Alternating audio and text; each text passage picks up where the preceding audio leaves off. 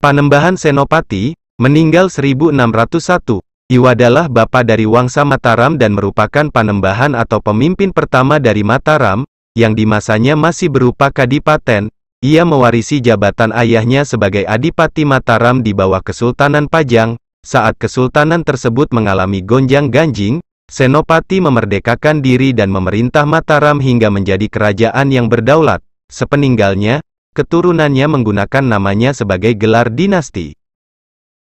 Berdasarkan serat atau naskah babat seperti serat Bauwarna, serat Centini, babat Tanah Jawi dan beberapa naskah lainnya disebutkan bahwa Panembahan Senapati memiliki beberapa nama kecil dan julukan diantaranya, Raden Bagus Dananjaya, Raden Ngabehi Saloring Pasar, Raden Ngabehi Salering Peken, Risang Sutawijaya, dan Danang Sutawijaya yang lebih dikenal di kemudian hari. Ia adalah putra sulung dari pasangan Ki Ageng Pamanahan dan Nyai Ageng Pamanahan. Ibunya adalah adik dari Ki Jurumartani, yang menjadi pati pertama Mataram pada masa pemerintahannya. Sutawijaya juga pernah diambil sebagai anak angkat oleh Sultan Hadiwijaya dari Pajang. Karena pernikahan Hadiwijaya dan istrinya sampai saat itu belum dikaruniai anak, Sutawijaya kemudian diberi tempat tinggal di sebelah utara pasar sehingga ia dikenal dengan sebutan Raden Ngabehi Saloring Pasar. Meskipun daftar Raja-Raja Mataram selalu menempatkan Panembahan Senapati berada dalam urutan pertama, gelar Sultan baru resmi digunakan pada tahun 1641 di masa kekuasaan cucunya yang bernama Anyakrakusuma. Panembahan Senapati yang juga anak angkat Sultan Hadiwijaya, ikut serta membantu ayahnya, Ki Ageng Pamanahan dalam sayembara melawan Arya Panangsang. Karena Hadiwijaya mengkhawatirkan putra angkatnya turut dalam melaksanakan tugas tersebut, sehingga ia memberikan bantuan pasukan Pajang untuk membantunya berperang. Perang antara pasukan Pajang melawan Arya Panangsang terjadi di dekat Bengawan sore. Berkat siasat cerdik yang disusun Ki Jurumartani, Arya Panangsang berhasil tumpas di tangan Panembahan Senapati. Ki Ageng Pamanahan berjanji setia kepada Sultan Hadiwijaya yang memberinya izin mendirikan tanah perdikan, Kadipaten, di Mentaok yang saat itu merupakan wilayah selatan Pajang. Tahun 1584, Panembahan Senapati menjadi adipati menggantikan ayahnya yang telah mangkat. Sementara itu, Pajang sedang terjadi perebutan kekuasaan besar-besaran yang terjadi setelah Sultan Hadiwijaya wafat pada tahun 1582. Pewaris Hadiwijaya adalah Pangeran Benawa, digulingkan tahtanya oleh Arya Pangiri. Arya Pangiri adalah menantu Sultan Hadiwijaya yang menjadi Adipati Demak. Ia didukung Panembahan Kudus merebut tahta Pajang pada tahun 1583 dan menyingkirkan Pangeran Benawa. Sejak saat itu Mataram mulai melepaskan kekuasaannya dari Pajang. Di bawah Panembahan Senapati, Mataram mulai melancarkan kampanye militer melawan Pajang. Senapati memang ingin menjadikan Mataram sebagai kerajaan yang merdeka.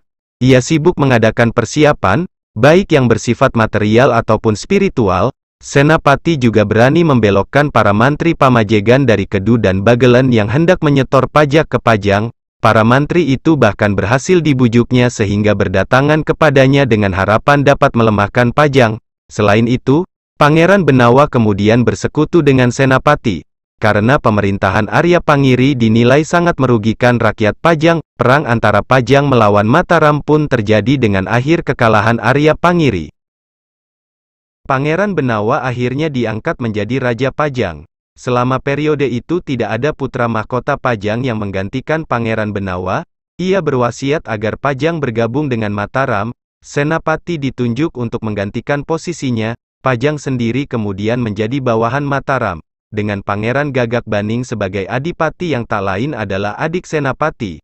Maka sejak tahun 1586, Senapati menjadi raja pertama Mataram bergelar Panembahan.